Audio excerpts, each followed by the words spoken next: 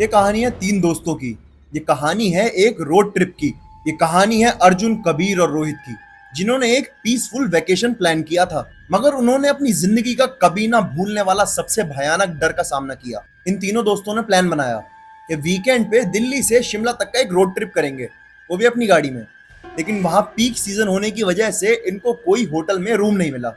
तो इन्होंने बहुत ट्राई किया हमें होटल मिल जाए, बहुत सारी वेबसाइट्स पे चेक किया, जितना हो सकता था हर जगह चेक किया, हर होटल में गए, हर जगह गए, लेकिन इन्हें होटल बिल्कुल नहीं मिला।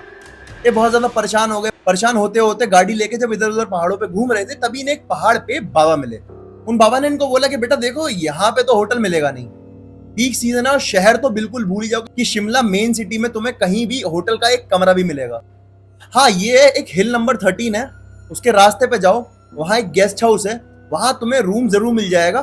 थोड़ा सा बाहर है शिमला से, लेकिन हाँ पीसफुल है, शांत है और बहुत ही खूबसूरत जगह है। कबीर ने बाबा की आंखों में कुछ अजीब सा देखा, लेकिन अर्जुन तुरंत बोला, चलो थोड़ा एडवेंचर ही सही, चलते हैं यार। वो रात के 9 बजे उस पहाड़ी के पतले से रोड पे निकले। उनकी गाड़ी की एक हेडलाइट भी खराब हो गई। सिर्फ एक हेडलाइट के सहारे वो पतले पतले उस पहाड़ी के रास्ते पे चलते जा रहे थे, और बीच ही रास्ते में उनका जीपीएस भी खराब हो गया। मतलब जीपीएस को सिग्नल ही नहीं मिल पा रहा था कि वो इन्हें लोकेशन दिखा सके।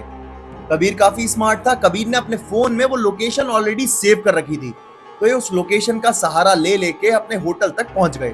करीब 3 घंटे पहाड़ों में गाड़ी लेके घूमने के बाद एक जंगल के पास ये अपने उस होटल पहुंच ही गए। बहुत पुराना लेकिन सुंदर, एकदम ओल्ड स्टाइल होटल था वो। उस गेस्ट हाउस के बाहर लिखा हुआ था, वेलकम टू राजविलास सिंस 1936। उस गेस्ट हाउस का केयर टेकर बड़ा अजीब सा आदमी था, मतलब बड़ा अजीब सा बिहेवियर वाला, जो बात करे तो सही से जवाब ना दे, जिसको मतलब जिसकी आंखों में देखो तो ऐसा लगे यार ये पागल वागल है क्या।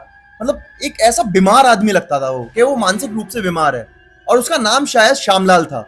उस होटल के रूम बड़े थे लेकिन डस्टी बहुत ज्यादा थे, और उन रूम्स के अंदर एक एंटीक चार्म भी था। रात के करीब 3 बजे उसने होटल रात के करीब 3 बजे उसने अपने गेस्ट हाउस के जिस रूम में वो रुके हुए थे, उस रूम के दरवाजे खुलने की आवाज सुनी।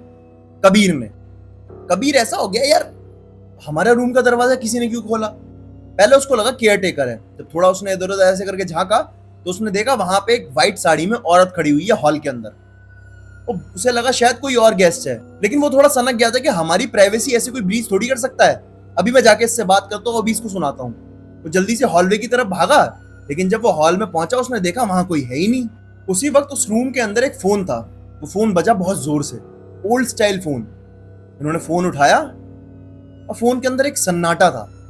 फिर एक अजीब सी भयानक से आदमी की आवाज आई, जैसे मतलब कितना बूढ़ा आदमी हो और उसकी आवाज ऐसी डराने वाली। और उसने बोला, तुमने अब उसका रूम ले लिया है, अब वो तुमसे मिलने आती रहेगी। और फोन कट गया। कबीर ऐसा हो गया कि यार ये क्या क्या चल रहा है इस होटल रूम में, क्या हो क्या रहा है इस गेस्ट हाउस में भाई। उसने अपने दोस्तों को जगाया। उसके दोस्त इतना भंड थे, एकदम सो गए, शराब वराब पी गए, उन्हें कोई फर्क ही नहीं पड़ रहा था। कबीर ऐसा कि यार ये कुछ तो गड़बड़ है। कबीर ने जब दोबारा ध्यान दिया, फोन की लाइन कटी हुई थी। कबीर ऐसे हो गया कि यार फोन की लाइन तो कटी हुई है, तार तो कोई है ही नहीं, फोन बजा कैसे। कबीर को लगा शायद मुझे हेलुसिनेशन हुआ होगा, शायद मैं हॉरर मूवीज देखने का शौकीन हूँ, ऐसे गेस्ट हाउस मैंने हॉरर मूवीज में बहुत ज्यादा देखे हैं, तो शायद मेरे को वहम हुआ हो। कबीर ने कहा ठीक है कोई बात नहीं, वो अपना उसने चद्दर टानी और सो गया। नेक्स्ट मॉर्निंग अर्जुन को एक गेस्ट बुक मिलती है।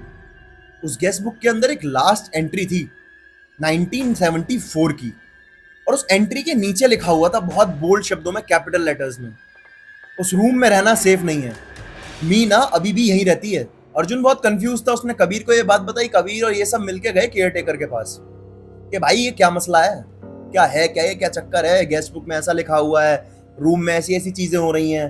तो केयर टेकर बताता है, इस गेस्ट हाउस के अंदर ना एक कपल आया था रहने के लिए। नई नई शादी हुई थी, हनीमून टाइम मनाने के लिए आए थे, लेकिन पता नहीं उनके बीच में क्या लड़ाई हुई, क्या प्रॉब्लम हुई। उस पति ने अपनी बीवी को उस होटल रूम के अंदर जला के मार दिया। और जब बाद में हमने पता करा कि वो लड़का कौन था और लड़की कौन थी, तो पता चला कि वो दोनों शादी का भेस करके आए थे, ताकि यहाँ आगे किसी मंदिर में शादी कर सके। वो अपने घर से भाग के आए थे, और उस लड़की की शादी नहीं हुई। तब से उस लड़की की आत्मा यहीं रहती है, और तब से वो शादी करने के लिए एक लड़का ढूंढ रही है। और जो भी उस कमरे में रुका है वो कभी बचा नहीं। ये सुन के तीनों की फट गई भाई। उन तीनों की हालत खराब हो गई कि हमको तो वही कमरा दिया है तूने, ऐसा क्यों किया हमारे साथ। ये सब एकदम ब्लैंक हो गए थे। ये चिल्लाने विल्लाने लग गए, लड़ने लग गए केयर टेकर से। केयर टेकर ने कोई जवाब ही नहीं दिया, एक अजीब सा लुक ही देता रहा। कबीर और अर्जुन तो बहुत ज्यादा डर गए थे, लेकिन जो रोहित था ना, उसको लगा ये मजाक। वो बहुत जोर जोर से हंसने लगा और कहने लगा, अबे यार कोई हॉरर स्टोरी सुना रहा है, किसकी बातों पे तुम यकीन कर रहे हो, चलो यहाँ से, कुछ नहीं है। लेकिन शाम के टाइम पे जब रोहित ने अपना बैग खोला तो उसके अंदर एक लाल चुनरी थी जली हुई, और उसके अंदर उसे एक नोट मिला, शादी के लिए तैयार होना। और वो रात रोहित के लिए और कबीर और अर्जुन के लिए भी सबसे भयानक रात थी। उस रात रोहित की कमरे से बहुत जोर जोर से चीखने की आवाज आ रही थी, चिल्लाने की आवाज आ रही थी। जब कबीर और अर्जुन उसके रूम की तरफ पहुंचे, रोहित के चिल्लाने की आवाज सुन के रूम खोलने की कोशिश करी तो देखा रूम अंदर से लॉक था। वो उस गेस्ट हाउस के बाहर निकले, उस रूम की खिड़की की तरफ गए और खिड़की की तरफ से झांकने लगे कि रोहित को भाई क्या हुआ है। और जो उन्होंने देखा, उसको देख के उनके पैरों तले जमीन खिसक गई। उन्होंने देखा कि रोहित हवा में लटका हुआ है, जैसे उसे किसी ने हवा में लटका रखा हो। वो भाग के रूम की तरफ गए अंदर, उन्होंने अपना कंधा मार के दोनों ने गेट जैसे तैसे तोड़ के खोला। जब नीचे देखा तो रोहित जमीन पे पड़ा हुआ था और रूम के अंदर सब कुछ नॉर्मल था। जब इन्होंने रोहित रोहित आवाज लगाई तो देखा रोहित बेहोश पड़ा हुआ है। जब वो होश में आया तो कबीर और उसने पूछा अर्जुन ने कि भाई क्या हुआ है। तो रोहित बताता बड़े डरते हुए कि भाई वो आई थी रात में रूम में और उसने मुझे बोला कि उसको मुझसे शादी करनी है।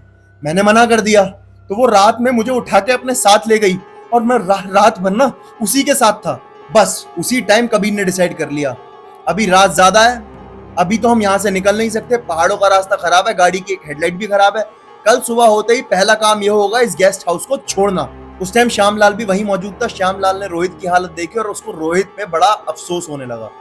उसको रोहित की हालत देख के रुका नहीं गया और उसने बताया कि जो मैंने पहले आपको कहानी बताई थी वो झूठी थी। 1994 में यहाँ पे एक इंसिडेंट हुआ था। राजविला पहले यहाँ के एक बहुत बड़े नामी आदमी का मकान था।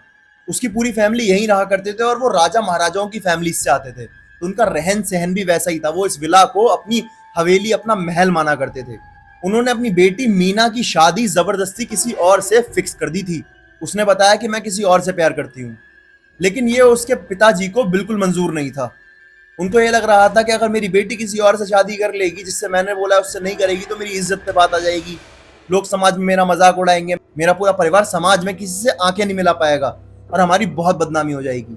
इस वजह से उन्होंने गुस्से में आके अपनी बेटी मीना को उसी घर में उसी रूम के अंदर जिंदा जला दिया। और उसके बाद से जो रूम तुम्हें अलॉट हुआ है, रूम नंबर 107, उस रूम के अंदर ही उसको जलाया गया और उस रूम में उस मीना की आत्मा अटकी रह गई है। लेकिन ये नहीं पता कि वो जब भी उस रूम के अंदर कोई रहने आता है तो उससे शादी की जबरदस्ती क्यों करती है। और इसमें एक बहुत अजीब सी बात और भी है, जब वो किसी से शादी के लिए पूछती है, अगर उस लड़के ने हाँ कर दिया तो वहां से उसको बिना हार्म करे चली जाती है।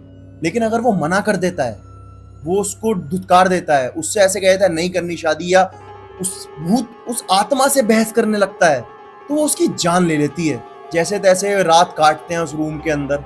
उसके बाद अगली सुबह अर्जुन और कबीर जाने के लिए तैयार होते हैं, बैग पैक करके बाहर निकल रहे होते हैं। देखते हैं गेस्ट हाउस का गेट लॉक है, केयर टेकर श्यामलाल गायब है, अर्जुन उसी रूम के अंदर बंद है, रूम नंबर 107। और ऐसा लग रहा है जैसे अर्जुन किसी ट्रेंस में हो। और जब ये रूम में जाते हैं और मिरर की तरफ देखते हैं तो मिरर पे लिखा होता है शादी अभी पूरी नहीं हुई है। अर्जुन समझ गया ये हम तीनों में से किसी एक की जिंदगी चाहती है। अर्जुन ने बोला कि अब मैं सेक्रीफाइस करूंगा। अर्जुन उस भूतनी को कहता है कि हाँ मैं करूंगा तुझसे शादी। वो हवा में आवाज लगाता है, पूरे विलाम के अंदर, पूरे गेस्ट हाउस के अंदर चिल्लाता है कि हाँ मैं करूंगा तुझसे शादी, ताकि वो उससे शादी का नाटक करके वहां से बच के निकल सके। फिर मंडप सजाया जाता है, अर्जुन की उस रूह से प्रॉपर शादी कराई जाती है, सारे वचन लिए जाते हैं और उसके बाद एक दिया जलाया जाता है। अचानक से एक ठंडा हवा का झोंका आता है जिसमें एक अजीब सी खुशबू थी मदहोश करने वाली, और उस हवा के झोंके के साथ एक आवाज आती है, शुक्रिया। उसके बाद तीनों दोस्तों ने वो गेस्ट हाउस जैसे तैसे करके छोड़ दिया। तो सब वापस दिल्ली आ जाते हैं, लेकिन अर्जुन डिसाइड करता है कि अब वो किसी और से शादी बिल्कुल नहीं करेगा। लेकिन एक महीने बाद अर्जुन को बहुत अजीब अजीब सपने आने लगते हैं, बहुत भयानक भयानक चीजें दिखने लगती हैं। अर्जुन को ऐसा लगता है जैसे अर्जुन को हेलुसिनेशन हो रहा है। अर्जुन घबराने लगता है, उसका शरीर रात में कांपने लगता है, उसको दौड़े पड़ने लगते हैं, उसको फिट्स आने लगते हैं। अर्जुन समझ नहीं पाता कि उसके साथ क्या हो रहा है। एक रात जब अर्जुन सो रहा होता है, उसको ऐसा लगता है कि उसके रूम में उसके चारों तरफ कोई चल रहा है। एक पायल की आवाज आ रही है, चूड़ियों की खनकने की आवाज आ रही है, उसके चारों तरफ कोई चल रहा है। और अर्जुन को ऐसा लग रहा है जब वो उसकी तरफ चारों तरफ चल रहा है बेड में यू शेप बना के, तो जब वो चल रहा है तो उसको एक ठंडी हवा का झोंका लग रहा है। जब अर्जुन उठता है और देखता है तो उसके आसपास कोई नहीं होता।